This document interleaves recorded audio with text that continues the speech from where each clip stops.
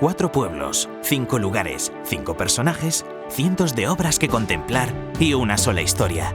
Esa es la propuesta de Campos del Renacimiento, un novedoso concepto de museo territorial, que pretende impulsar económica y turísticamente un territorio cargado de cultura, de fe, de arte y de historia con mayúscula. No en vano, podría decirse que la historia del arte renacentista en España comienza aquí, de la mano de uno de los protagonistas de este relato, Pedro Berruguete. Pero antes de hablar de él, empecemos por el principio, porque esta historia, este viaje, empieza en Becerril de Campos. El Museo Territorial habita allí en la iglesia de Santa María, un espacio declarado bien de interés cultural desde 1973 y cuya parte más antigua data de los siglos XII y XIII.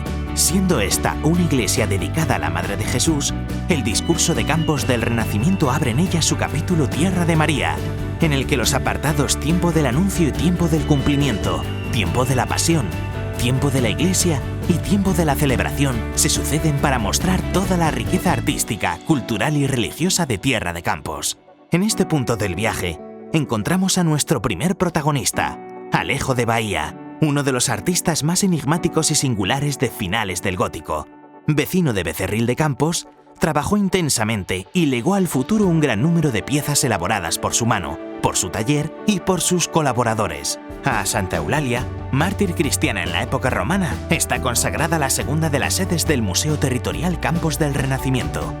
Situada en Paredes de Nava, esta iglesia esconde en su corazón un extraordinario retablo mayor ejecutado en el siglo XVI por Inocencio Berruguete y Esteban Jordán, un retablo que guarda un tesoro histórico. Integró en él las magníficas pinturas sobre tabla que realizó Pedro Berruguete para el retablo que estuvo ubicado en ese mismo lugar en el siglo XV. Precisamente Pedro Berruguete, junto a su hijo Alonso, son otros 2 de los 5 personajes que protagonizan este relato.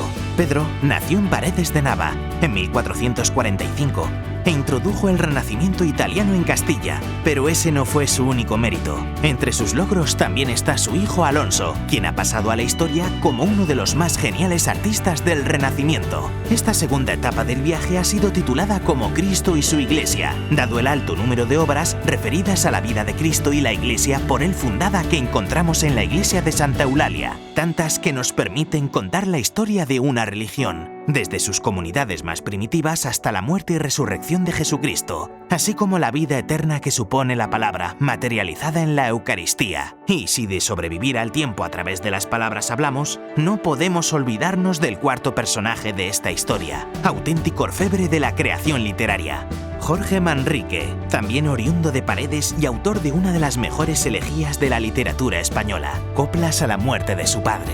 Es hora de descansar. Como todo viajante, hacemos un alto en el camino para disfrutar del paisaje, de la gente, de la vida, de Tierra de Campos.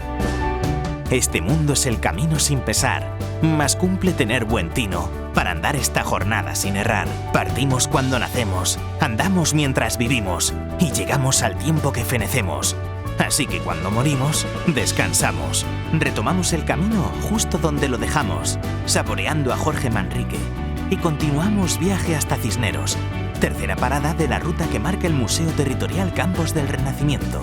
Allí, el museo vive en la iglesia de San Pedro, que data del siglo XVI y que cuenta con numerosas obras de arte. Unas obras que nos hablan de la villa, de sus gentes, de su religiosidad y de su vida a lo largo de los años.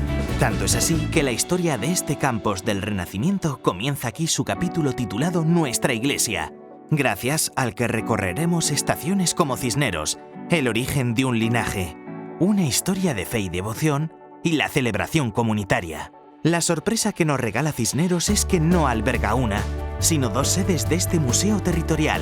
A San Pedro se une la iglesia de San Facundo y San Primitivo, también del siglo XVI, y cuyo elemento más característico es su pórtico, que abraza prácticamente la totalidad del edificio. Y esa no es la única sorpresa de este alto en el camino. Esta iglesia acoge, junto con la iglesia de Santa María de Fuentes de Nava, el centro de interpretación de las techumbres mudéjares, que nos da una idea de la riqueza artística y la buena conservación de los artesonados mudéjares que se conservan en Palencia. Seguro que miles de veces los contempló con placer el cardenal Cisneros, quinto protagonista de esta historia, cuyos orígenes familiares se encuentran precisamente en este municipio con el que comparte apellido. Caminando y caminando, Llegamos al final del trayecto, la iglesia de Santa María en Fuentes de Nava, edificio del siglo XVI, aunque con importantes añadidos de los siglos XVII y XVIII, que alberga numerosas obras de arte. Entre ellas brilla con luz propia el artesonado mudéjar de impecable factura y extraordinaria conservación que vuelve a hablarnos del detalle, de la minuciosidad, de la forma de trabajar y del valor de una tierra, unas gentes y una iglesia. Saciada y llena de júbilo y luz, el alma del viajante da por concluido el recorrido. Tiene mucho que digerir, que degustar en el recuerdo, que interiorizar, pero ya piensa en regresar, porque uno nunca se acaba de ir de los lugares que le hacen feliz.